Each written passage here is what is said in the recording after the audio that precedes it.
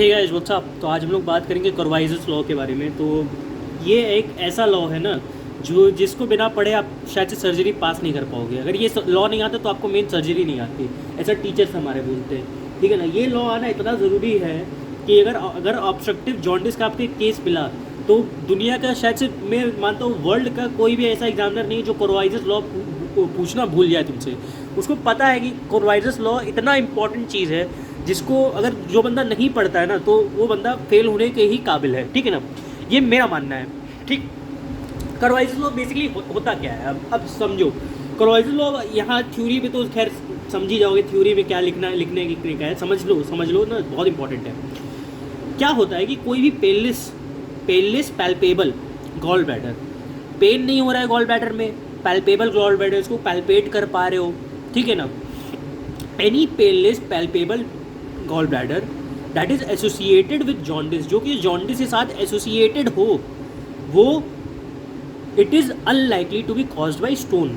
ठीक है ना, it is unlikely to be caused by stone है। ठीक है ना, अब क्या होता है कि कभी कभी कंफ्यूज होकर लोग कह देते हैं likely to be caused by stone, नहीं, unlikely to be caused by stone.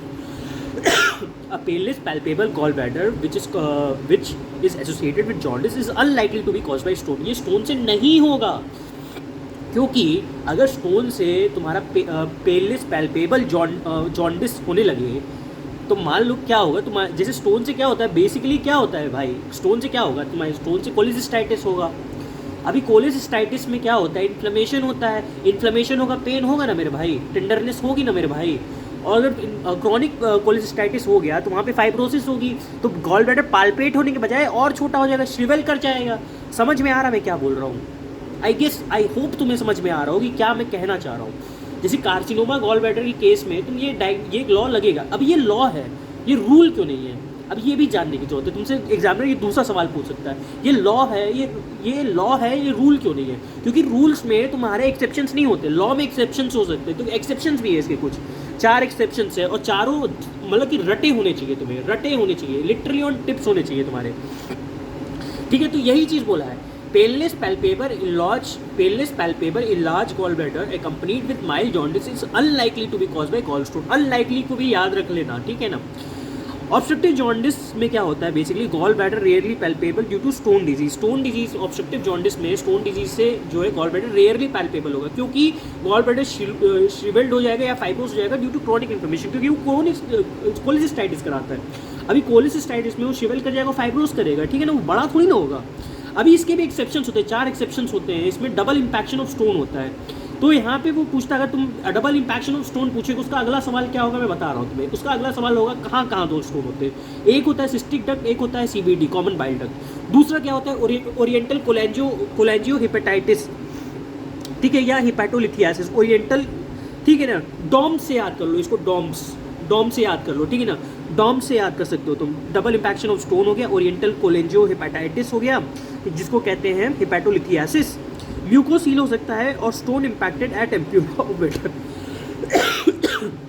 ठीक है ना, तो एम्प्यूला ऑफ वेटर पे अगर स्टोन इम्पैक्टेड है, stone impacted at ampulla of Vater, या डोमा याद कर लो, एम्प्यूला ऑफ वेटर पे स्टोन, ठीक है ना, तो वो ज़्यादा बेटर रहेगा। एम्प्यूला ऑफ वेटर नहीं तो भूल जाओगे इससे क्या था। एम्प्यूला ऑफ वेटर पे स्टोन हो गया, या डबल इम्पैक्शन ऑफ स्टोन हो गया, या ओरिएंटल कोलेंजियाटिस हो गया, ओरिएंटल कोलेंजियो हिपेटाइटिस हो गया, या हिपैटोलिथियासिस हो गया, कोलेंजियो हिपेटाइटिस है, ठीक है ना, और एम से क्या है, म्यूकोसील। ये 4 एक्सेप्शंस है, ठीक है ना। तो ये बात तुम्हें कोरवाइजर्स लॉ की समझ में आती होगी, आई होप तुम्हें समझ में आया होगा, ठीक है ना, ऐसा क्यों है, किस लिए है, ठीक है ना, कोरवाइजर्स लॉ है, रूल क्यों नहीं है, ठीक है ना। तो ये सब जो है एक्सेप्शंस होते हैं इसके। अभी एक्सेप्शंस क्यों हुए, क्योंकि देखो अभी म्यूकोसील क्यों एक्सेप्शन है, अभी डबल इम्पैक्शन ऑफ स्टोन पहले तो एक्सेप्शन क्यों है, क्योंकि पहला स्टोन जो है वो सिस्टिक डक्ट में है, दूसरा स्टोन कहाँ पे है, तुम्हारे CBD में है, ठीक है ना। अभी क्या हुआ, जब दोनों स्टोन का क्या होता है, एक स्टोन से तो पहले तो बॉयल का ऑब्स्ट्रक्शन हो गया, ठीक है, ऑब्वियसली दूसरे स्टोन से CBD का ऑब्स्ट्रक्शन हो रहा है, तो जॉन्डिस तो एसोसिएटेड है ना। और उसके साथ क्या होगा, इसके अलावा क्या होगा, उधरी से क्या होगा, तुम्हारा जो है पैल्पेबल गॉल ब्लैडर मिलेगा, क्योंकि यार अभी रेट्रोग्रेड बाइल तो बढ़ ही रहा है, ठीक है ना, अभी एक जगह थोड़ी ना इकट्ठा है, अभी तो वहाँ श्रिवेल थोड़ी ना होगा, एकदम से नहीं होगा, तो डबल इम्पैक्शन ऑफ स्टोन। म्यूकोसील क्या होगा, बेसिकली म्यूकस बढ़ जाता है बाइल में। अभी इम्पैक्शन ऑफ स्टोन वहाँ पे भी, लेकिन म्यूकस होने के कारण से वो पेनलेस ही रहेगा, और क्या होगा, जो है बाइल तुम्हारा वो इकट्ठा हो जाएगा, स्टेसिस करके म्यूकोसील बना लेगा, ठीक है ना, वो भी पेलेस पैल्पेबल जॉन्डिस रहेगा। ओरिएंटल कोलेंजियोहेपेटाइटिस याद कर लो, stone impacted and ampulla of Vater. अब भाई एम्प्यूला ऑफ वेटर पे जाके स्टोन लटक गया तो वहाँ पे क्या होगा, उसके कारण से भी तुम्हारा पेलेस पैल्पेबल जॉन्डिस मिलेगा, ठीक है ना। तो ये चीज़ 4 एक्सेप्शन को छोड़ के बाकी सारे तुम्हें इसमें लगाने हैं, ठीक है ना, कोरवाइजस लॉ पे। तो आई होप तुम्हें समझ में आएगा। मिलते हैं तुमसे नेक्स्ट वीडियो में, बाय।